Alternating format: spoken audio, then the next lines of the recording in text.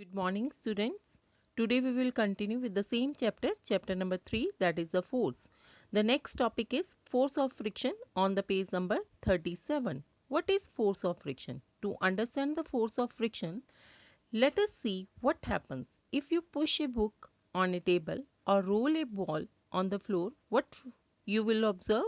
We will observe that when you push a book on the table, it moves a certain distance and then stop on its own.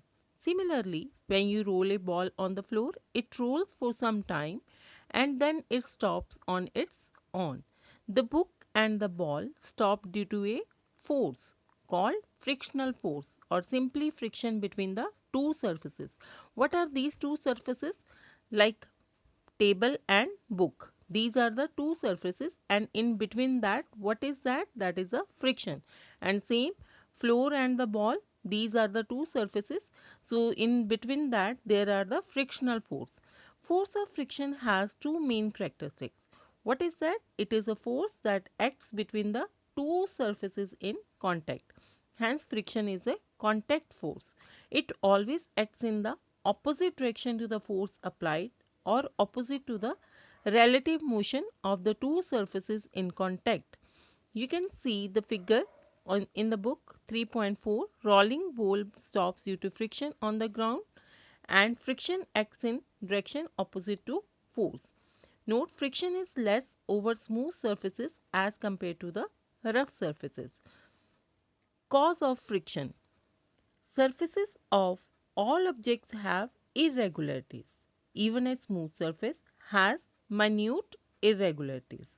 When one object moves over another object, these irregularities get interlocked and oppose the motion of the object. This is known as the force of friction. To move one object over another, force needs to be applied to overcome this interlocking. The force applied needs to be greater than the force of friction for the object to move. So for example, you can see both the book and the table have irregularities on their surface which get interlocked with each other.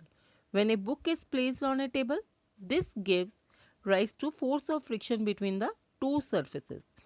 Both will move over the table only when force applied to push is greater than the force of friction between them. So you can see rough surface like sandpaper, mud, road have the more irregularities, so more friction. And smooth surface like glass, ice, oily surface, less irregularities means less friction. The next is types of friction. There are three types of friction depending on how two surfaces interact with each other. First one, static friction. Second, sliding friction. And third, rolling friction. In static friction, it is a friction between two surfaces when the object starts moving from its states of rest.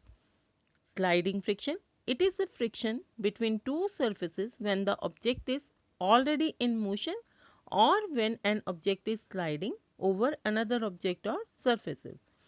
Rolling friction, it is a friction between two surfaces when one object is rolling over another object or surface.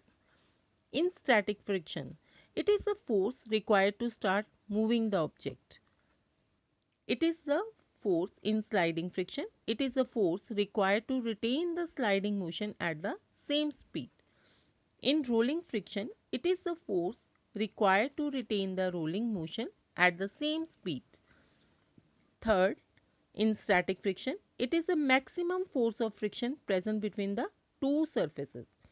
In sliding friction is less than the static friction. And in third, rolling friction is much less than the sliding friction.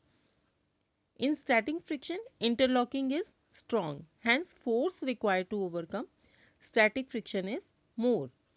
In sliding friction, interlocking is not very strong due to the sliding momentum. Hence, the force required to overcome sliding friction is less. In rolling friction, interlocking is weak. The force required to overcome rolling friction is much less.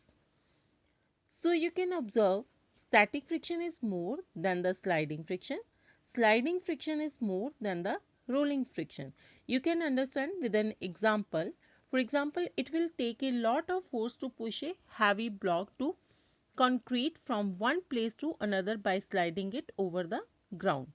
But if rollers are placed under the concrete block, the force required is much less as the concrete block easily rolls over the surface of the ground.